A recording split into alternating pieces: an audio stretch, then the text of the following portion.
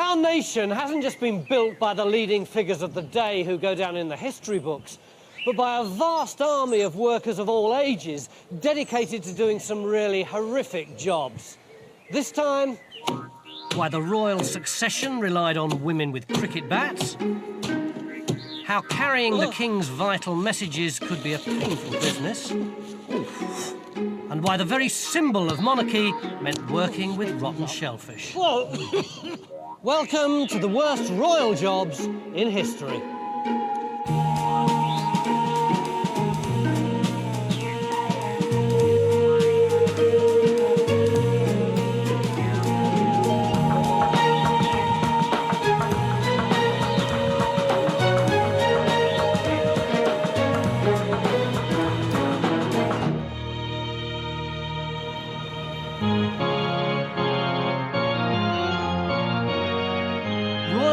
Is all about pomp, splendour and privilege.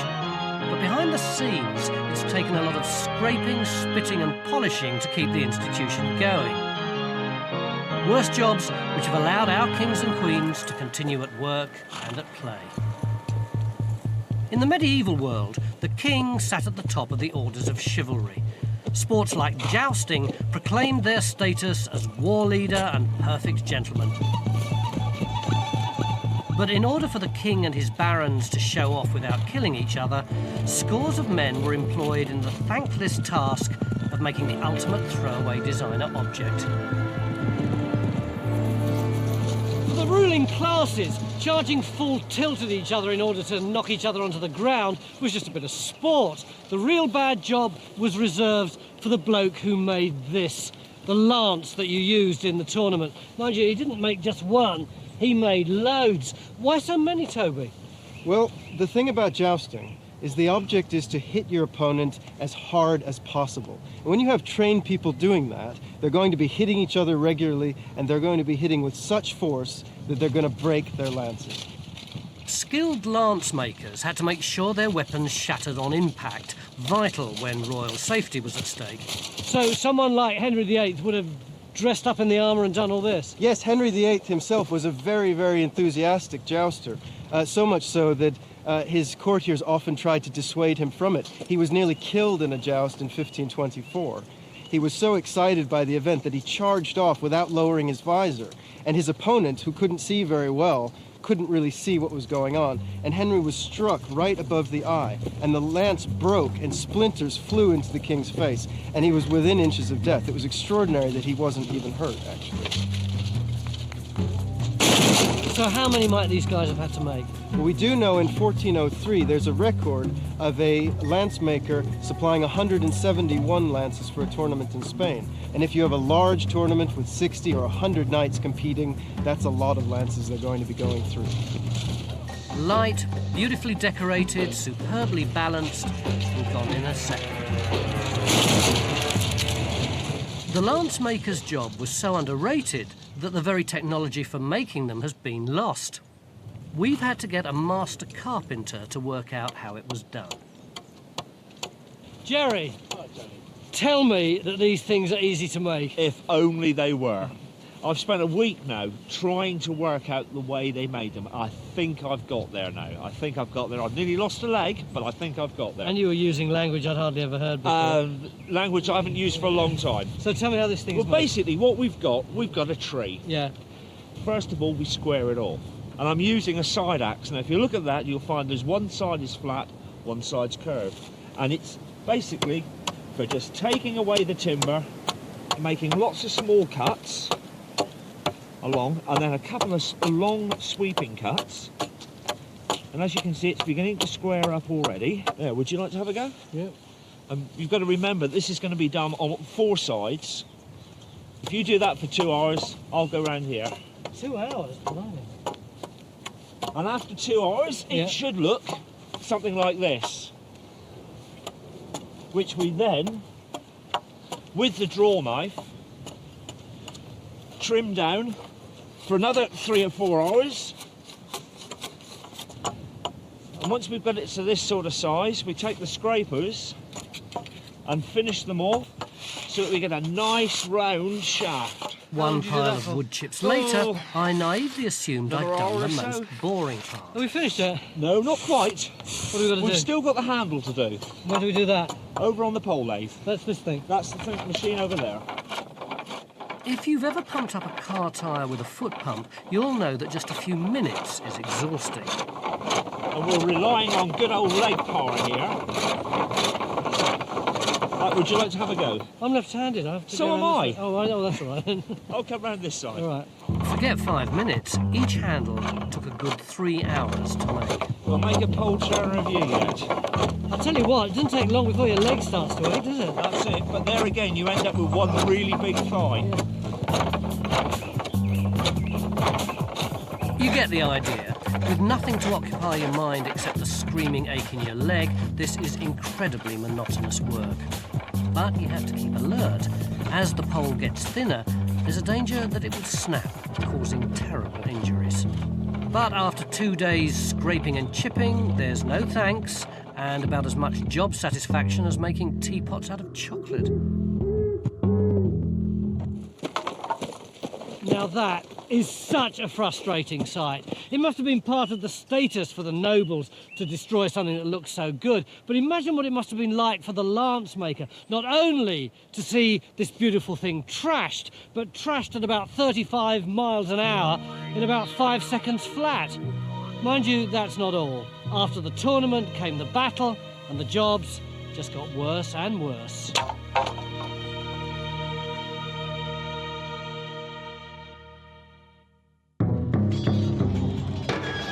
For centuries, being a king meant going to war. There were wars to win the throne, wars to defend it, wars with foreign powers. Medieval kings really fought, and 7 of them died on the battlefield. So it was vital to the defence of the realm for the king to have the very best armour. Chainmail was the business. It was solid but flexible. So the real architects of royal power, from Hastings to Agincourt, were the poor souls who had to knit these coats out of thousands of bits of wire. It's not hard to imagine the downside of being a link maker. The fact is, it was incredibly laborious and repetitive work. It involved cutting thousands and thousands of rings and linking them together one by one. The problem was, it was very dangerous in the sense that you'd often get lacerations from the rusty metal which you're playing with. Infection can get in, tetanus, and all those lovely things which we don't have to live with today, luckily. So what do we do when we finish that? Well, once we've clipped this off, we've got a little coil. And next step in the process, we need to go over to a little work plate. Yep. So first wind your wire into a long coil. I've got a special set of crimping tools here, which have a tiny little hole set about 2 mm, which is just over the width of the wire. Then cut the coil into single overlapped wire rings. An overlapped ring. Heat and soften the rings in a fire until cherry You red. see they're beautiful cherry red, but they will cool quite quickly. Stage 4, This is hammer quite out the straightforward, rings to providing make you a get the single hammer flat nice and overlapped square on it. link. So give it a tap, 2, 3 of those, and you can see that the ring is now flattened.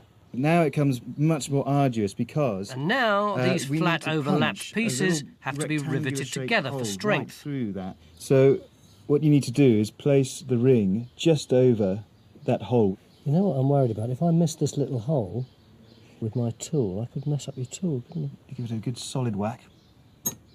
There you go. Yep. Now you've gone a bit too far there.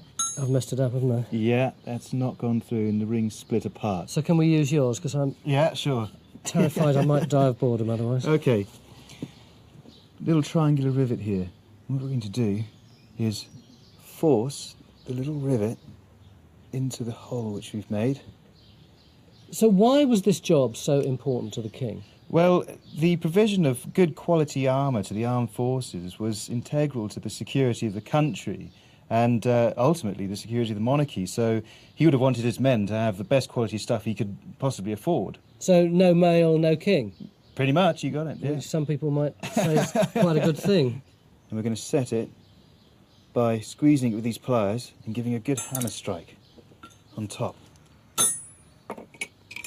And there you have it, one highly durable, solid steel male riveted ring, which makes up one of the many on this hauberk just over here. There are something like 30,000 rings on this, aren't there? So just another 29,999 and we'll have made a complete male shirt. To do that, each ring has to be riveted through its neighbour to make a strong and supple suit, an incredibly laborious process. So there was plenty of work for link makers who were apprenticed at age 12 and had to settle for working long, boring hours without pay. If I'm the king, I want some more mail. I want to commission you to make it, and I want it tomorrow. Right. Can you do it for me? Very unlikely, unless you've got a workforce of maybe 100 men or so, because the king is going to have the very best mail available, and it's going to be very fine stuff, much smaller than the rings we're actually using here. I've got one example here, a bronze ring, which you can see is about a third of the size of the ones we're going to be working with. There are shirts which have in excess of 200,000 rings and are so dense that you can't even force a needle through it. But even when they weren't using their costly chainmail in battle, medieval monarchs had plenty of other ways of keeping themselves at the top of the tree. This is King Harold in the Bayeux tapestry. And that's not a mutant duck he's holding, but one of the most expensive status symbols in history. A falcon. Hunting wasn't just a sport for the monarchy, it was an essential way of showing who was boss. Whole areas like the New Forest were reserved just for the king, and there were even rules about which ranks could use which sort of hawk. Imagine trying to keep a living Lamborghini with feathers happy, and you'll see what was at stake for the royal falconer. Jay, we're out in the country with these fantastic birds. Why was falconry such a bad job?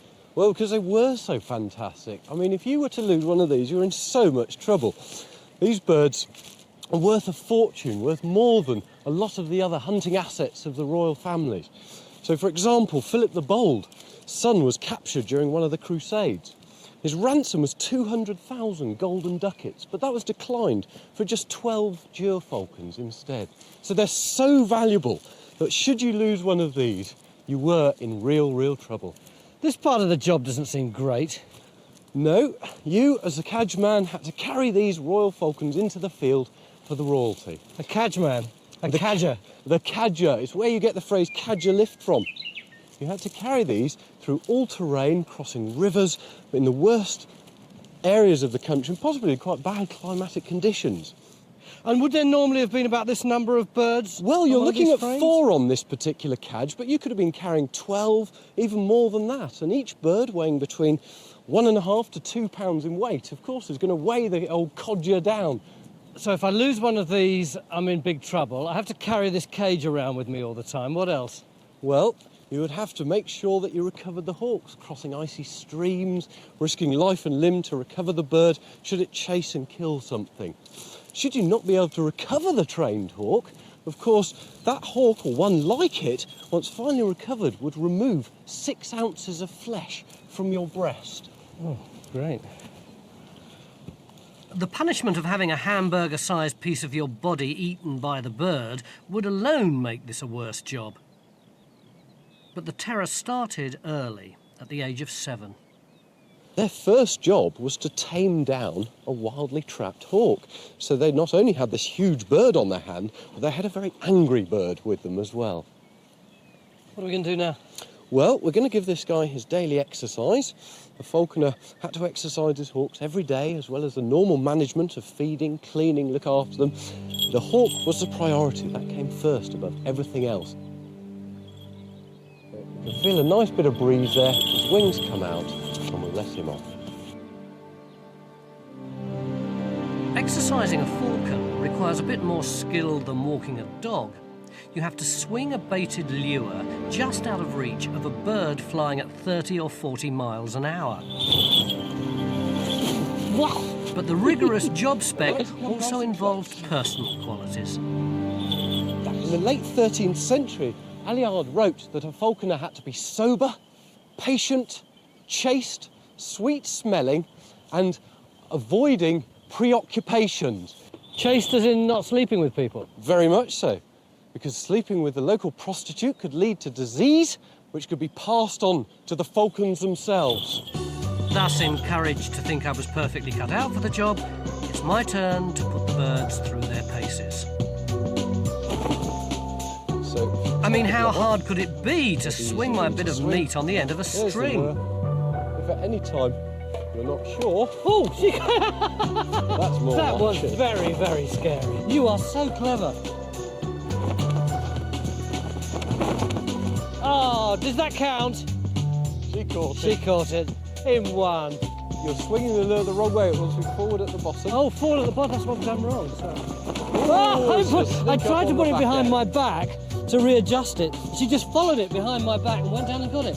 You are some smart bird. A falcon hunt was a great social occasion, but all the training was for nothing if you couldn't keep up with the royals as they hunted rabbit and wildfowl. Remember, the royal party are mounted on horseback. These guys are being followed by you on foot, so you've got to be up the hills and over the dales, through the bramble bushes, through the briars, across streams, the risk of drowning, anything to recover your hawk and the quarry that it's taken. So, Blade, Oh, it's going for something. Yeah, you see yeah. something there. Yep. Oh my God.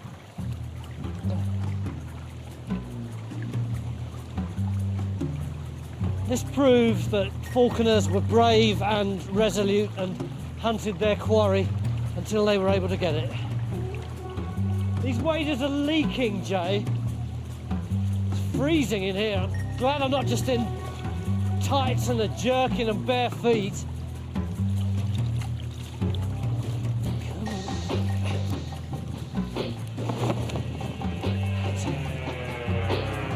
Oh! I think I'm going to let it have it.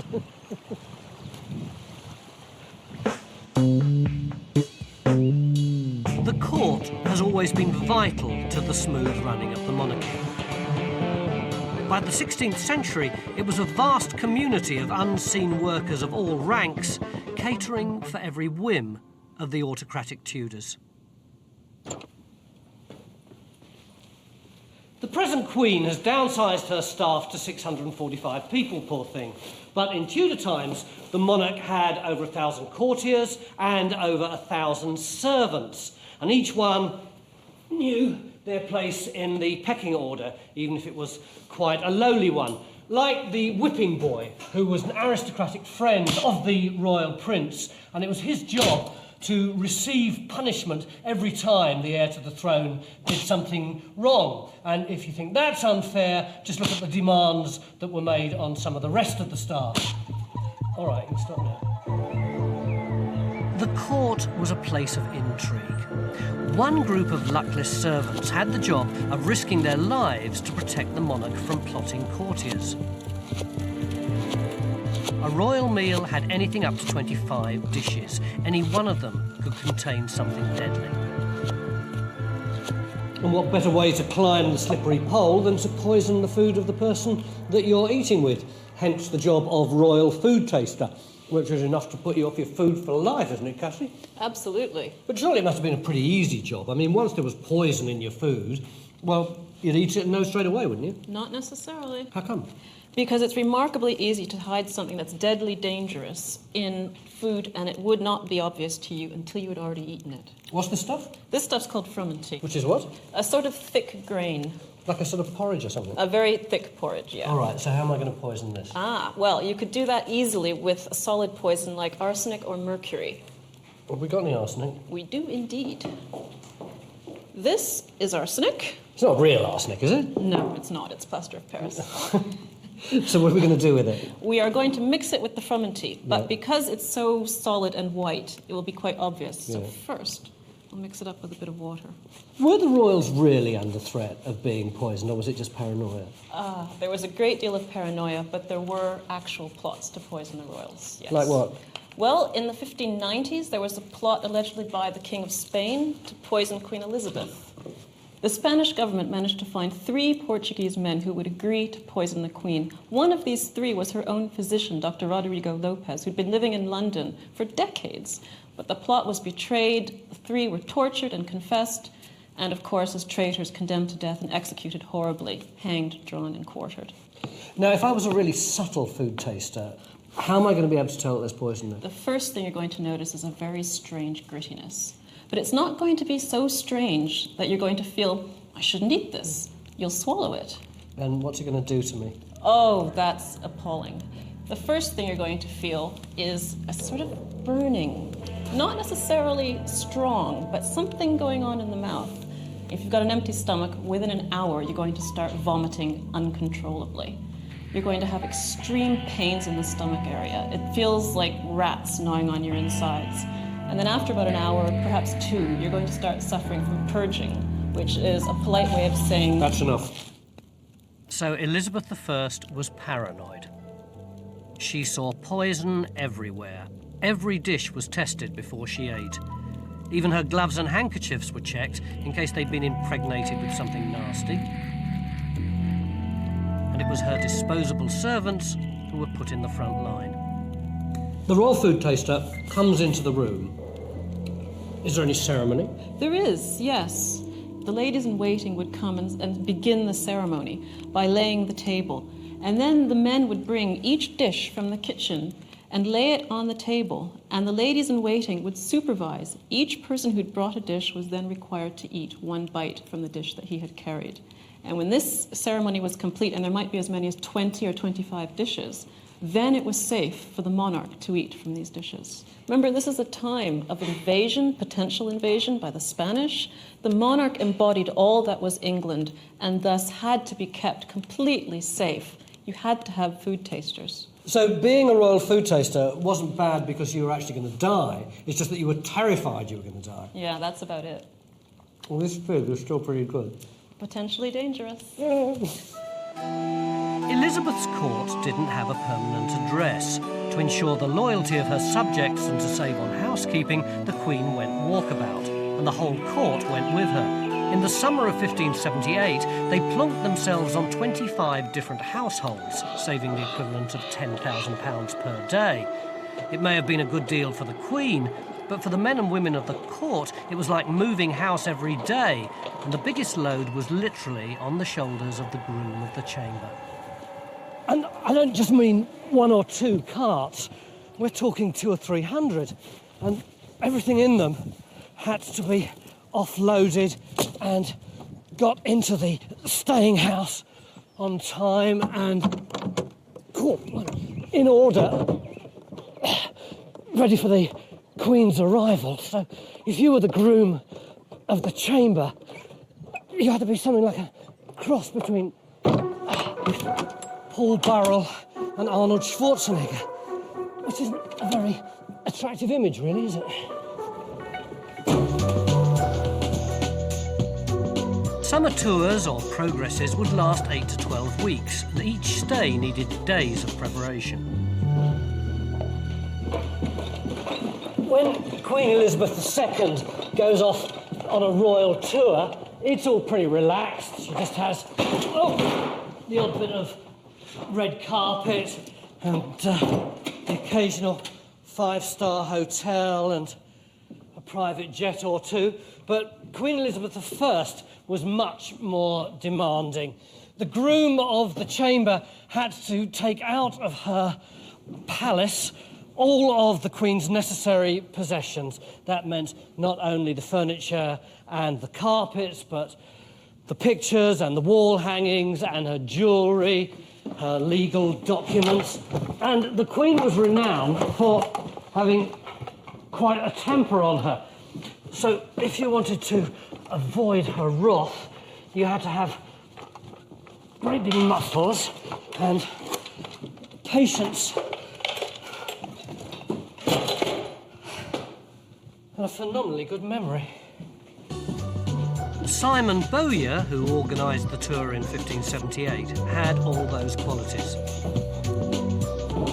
At the Mutas estate, he spent 2 days setting up with his team, only for the Queen to change her mind after staying for dinner and set off for another location. Add to this indecisiveness Elizabeth's bouts of toothache, and the groom of the chamber had the boss from hell. She wasn't much of a guest either. So not everyone was that happy about having to lay out the old red carpet. In fact, there was an estate called Gotham Place where they were so worried about the possible expense and hassle of having a royal progress that they decided they'd try and put the Queen off by all collectively feigning a kind of madness. So the royal progress turns up and all the aristocrats and servants there suddenly go, "Whoa!" And the progress all run away absolutely terrified. Although I suspect that the groom of the chamber had a bit of a smile on his face when he left. The groom may have ended up with a strained back and frayed nerves, but at least he had a roof over his head. Not all royal employees were as lucky.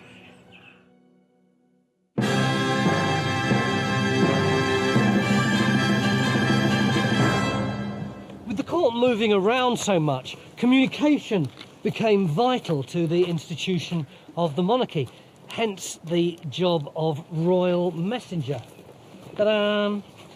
The royal messenger was important not just simply in order to tell people where the king and queen were at any particular moment in time, but also to let them know about royal births and deaths and marriages and much darker things like intrigues and stabbings and assassinations. Anything you wanted to know, the royal messenger would let you know it. Come on, come on. Henry VIII started a system of messengers that rode between staging posts. In time it became the Royal Postal Service, which is why the monarch's head is still on stamps. But for early messengers, every journey was tough and fraught with danger. When Elizabeth I died, it was royal messenger Sir Robert Carey who rode to Scotland to tell James, the heir to the throne, he was now king. Riding in all weathers, he also had to avoid potential assassination from those who wanted to delay news of the Queen's death. The Marshal met me coming and bade me begone, for he had learned for certain they would betray me. Wind, rain, 200 miles and people waiting to kill me. I can't wait. But Sir Robert had to press on, because for the royal family, succession is vital. The whole institution is based on births, deaths, and conceptions. Was the Queen going to have a baby? Was it the King's? The evidence was going to be right here among the royal sheets. And one of the people who would have known most about it was a worse jobber. Not an aristocrat, but the person round the back mopping up after all this messy business. The royal washerwoman.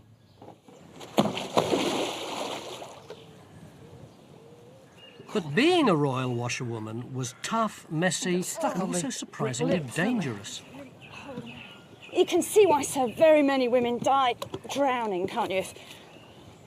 Died drowning? Yeah, huge cause of death amongst Elizabethan women.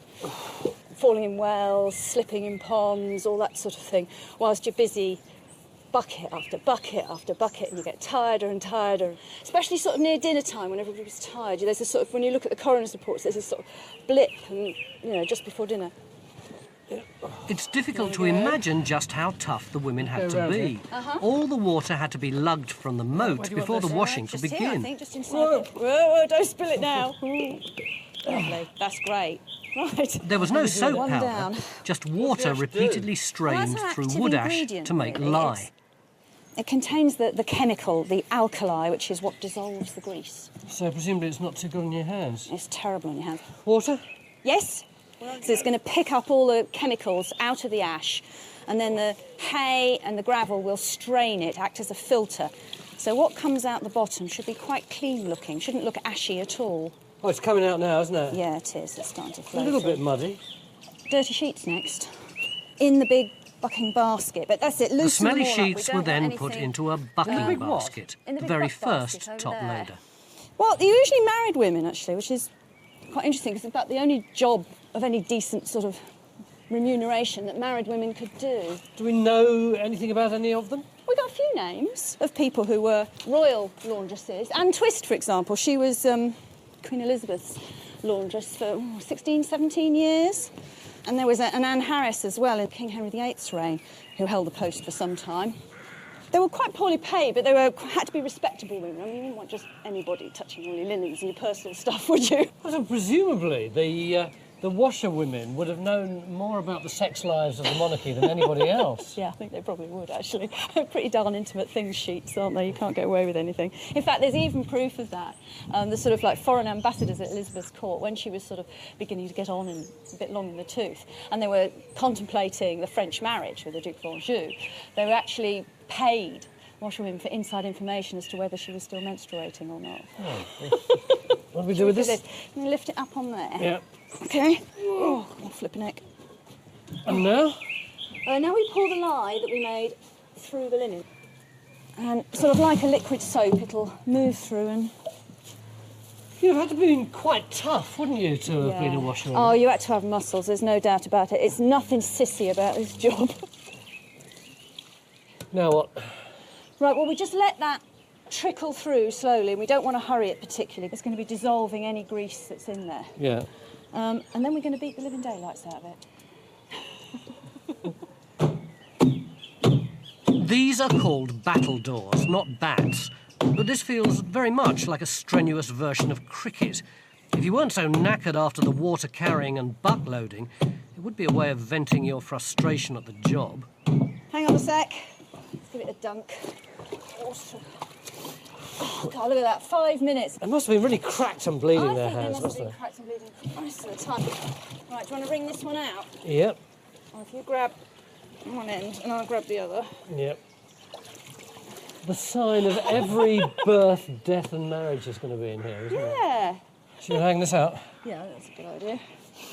For drying, they used privets rather than pegs and washing lines. But if the wind got up and blew the sheets into the mud, the washerwoman would have to start all over again.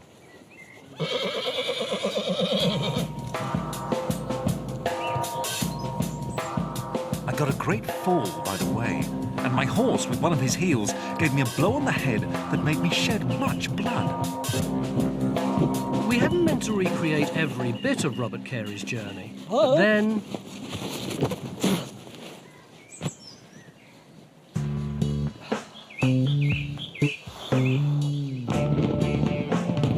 Pomp and ceremony have always been a way of establishing royal status. But before the days of amplified music and RAF flypasts, there was no more spectacular way of celebrating a victory or coronation than a royal firework display. Thanks to Handel's music for the royal fireworks, it's George II's magnificent firework displays that are so well remembered.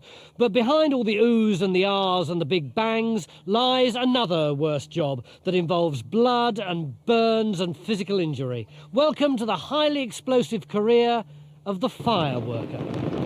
Making and firing fireworks was a very primitive business. There was only one colour, no safety awareness, and it involved playing around with large quantities of gunpowder in small pieces of paper. If I was a really daft fireworker, what kind of things might I have done to cause an explosion? Well, you could, and I've got to illustrate this, you could be doing this in front of your fireworks. People really smoked They while smoked, they were making them? sparks came out. Accident report actually shows that people were smoking, making fireworks. Right, Darryl, as soon as I've got this pipe in my mouth, show me what I might have done, all right?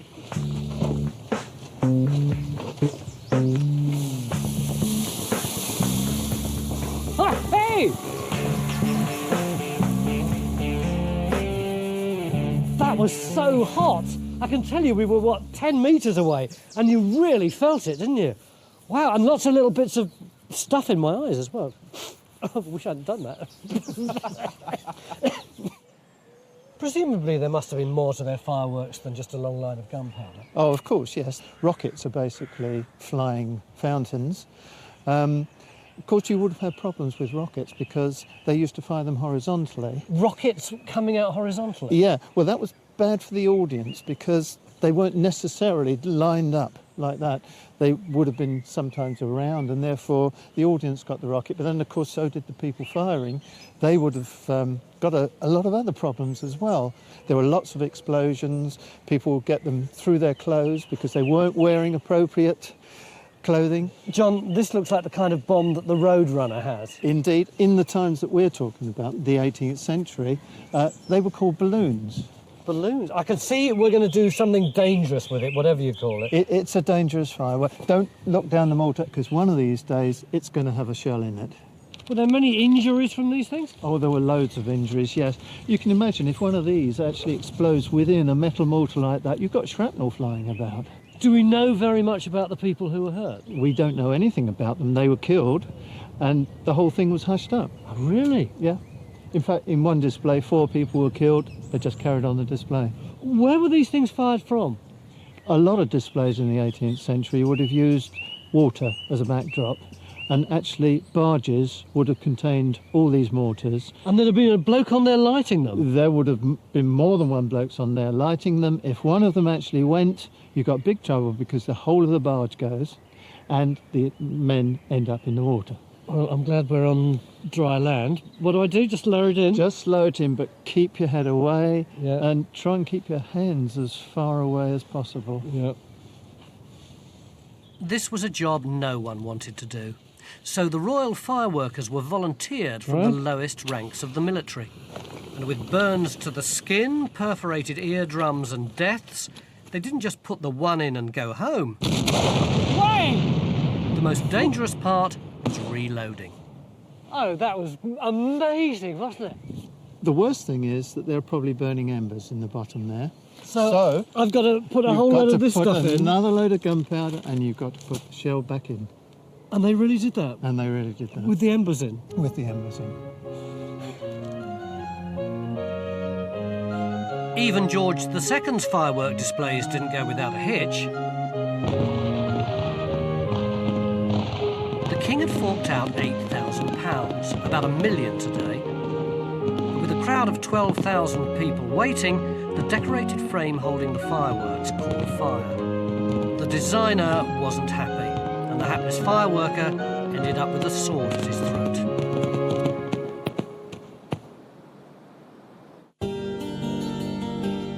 By the 1900s, the political power of the royals had eroded, but show was as important to them as ever. They were still the people to know, sharing their lavish lifestyle with their favoured movers and shakers. An invite to one of Edward VII's shooting parties at Sandringham was the ultimate social accolade, and every guest wanted to look their very best. Which brings me to my next worst job, which is very much at the bottom of the pecking order, literally below stairs. It's the boot boy.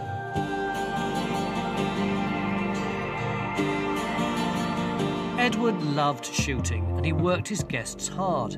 They'd spend long days blasting away at wildlife before returning late for a lavish dinner, port, cigars and bed. As the snores broke out over Sandringham, the Royal Boot Boy's day was only just beginning. And it was up to the poor old boot boy to creep around the corridors last thing at night, collecting up everyone's boots and shoes, and then polishing them so they'd be bright and shiny for the hunt the next morning. And given that King Edward insisted that the entire hunting party should be up at the crack of dawn, and everyone had to set their alarms really early, the poor old boot boys hardly got any sleep at all. So, Edward VII's upstairs, he's brought his full hunting party with him. How much work is that going to be for me, the boot boy? A horrific amount of work. When the hunting was going on, chaps like you really did have a rough life. Right, I've got the shoelaces out. What next? You've got to learn how to make your own blacking. If you come round here, I'm going to read you Mrs. Beaton's recipe for blacking. Are you ready? Yep. Take 4 ounces of ivory black. God, that looks good stuff. Then an ounce of olive oil. How many of these am I putting in? The That grim looks an awful side lot, of this 1.5 job wasn't pints. just terrible tiredness, Doesn't look really but also realistic, mixing does up it? some About pretty half of it. foul and caustic ingredients which making could a be mess. deadly. We got an ounce of sulphuric acid. This one you be very careful of. I think I better do this for you. Hold your nose. Yeah. Oh, we're going to die. Oh, Rotten eggs? you bet. Whoa. How much did they get paid? About £8 a year, which wasn't very much, but then they did get their keep. So most of that £8, their mother would expect them to bring back home to them on their monthly day off. Always be good to your mum. In times of earlier monarchs, working for the king or queen could bring you riches. But by the 20th century, back-breaking royal domestic service wasn't even well paid. By Edward VII's time, most young men at that time didn't want to go into domestic service. They wanted to go into something much more glamorous and manly, like the army, and march out to the colonies in their red coats. So domestic service was beginning to be really looked down on. So when you did get your very rare days off, you'd go out there and people would jeer at you rather for coming from a house rather than coming from some job in the new industries that were growing up. Pretty scant reward for doing all this work, but nevertheless, it's enough to get the boots polished up. I'm rather proud of that, even if they do stink of sugar. And it didn't stop at hunting boots. There were all the party shoes to shine as well. And by the time those were done, the hunter's boots were back again. But at least one of my jobs had an end to it. What with all the falls and the ambushes, not to mention losing my lovely hat and having to ride about 200 miles just to deliver a simple message, that job is frightening, dangerous, not to say very, very tedious. But my very worst royal job is also extremely disgusting. Oh, and now, of course, I've got to ride all the way back again. Come on, Poppy, off we go.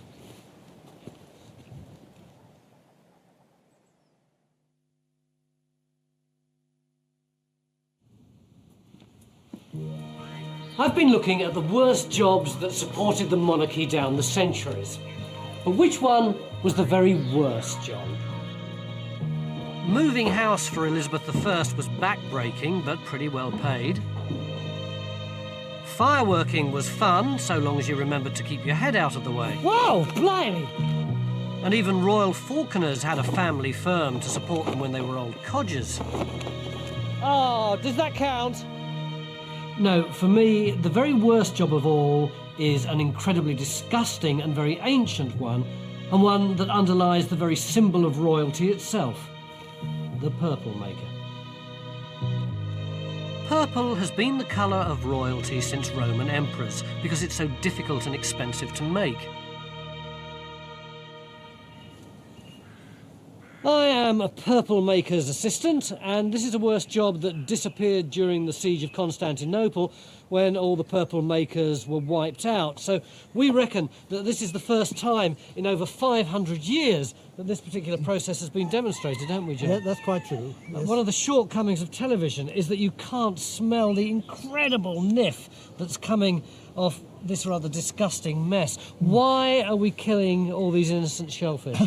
Well, this, Tony, is the basis of the whole of the imperial purple industry. This was the dye, the most prestigious dye in the world, in fact. The Romans, of course, made it an imperial monopoly, and this went on right into the Middle Ages, in actual fact. So how do you make it out of these things? Yes, well, basically, we have the mollusc, this is the Murex trunculus, and what we have to do is to make an incision into what, in fact, is the hypobranchial gland, and when we've done that, the dye or the precursor comes out, and the air, in fact, oxidizes it to the purple pigment. But of course, the old dyes had to do this on a vast scale, and this involved, in fact... Oh! Now, I really didn't know you were going to do that. Don't hit it too hard, otherwise you get all the entrails over the floor. Don't tell me, it was you who whacked it. That's the technique. Yeah. So we'll have to work through these. I've kept these on one side. I've done those for you previously. I don't want to hit that hard.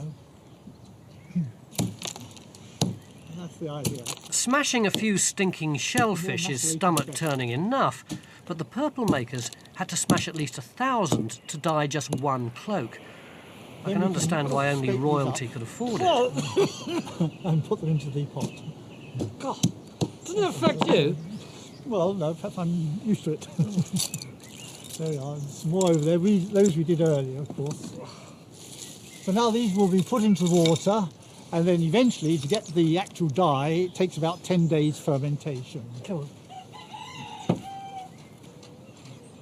Anything like this? That's it. This is in order to extract the dye, or rather the pigment, from the macerated mollusks. How much water do you want? That's about right, yep.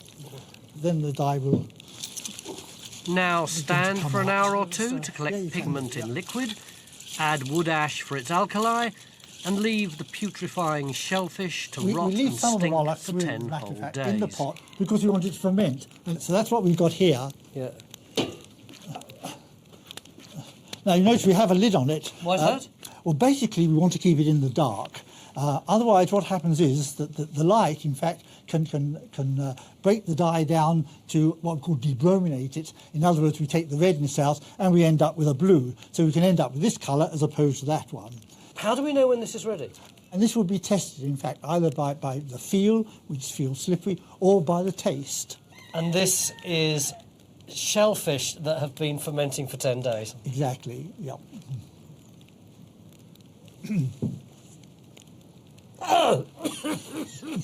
Oh, that was bad out there. It's powerful stuff. That is really disgusting. And what happens when you feel it? What do you? If it feels slippery, this gives an idea of the degree of alkalinity. If it was acid, it would be rougher. That's the technique. Oh, and then they really tasted it. And the other way is to taste it, in fact.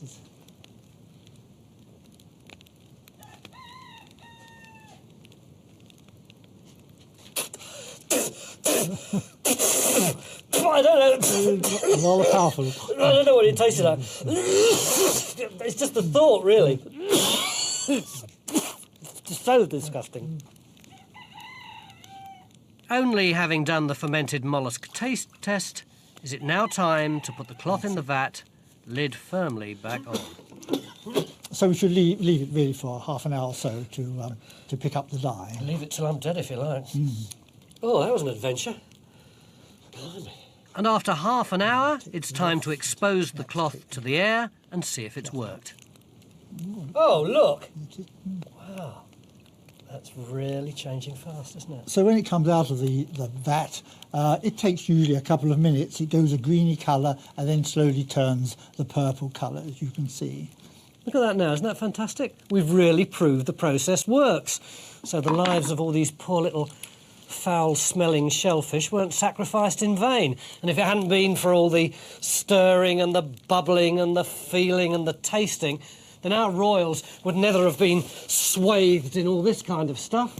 They'd have been dressed in fuchsia pink or lime green.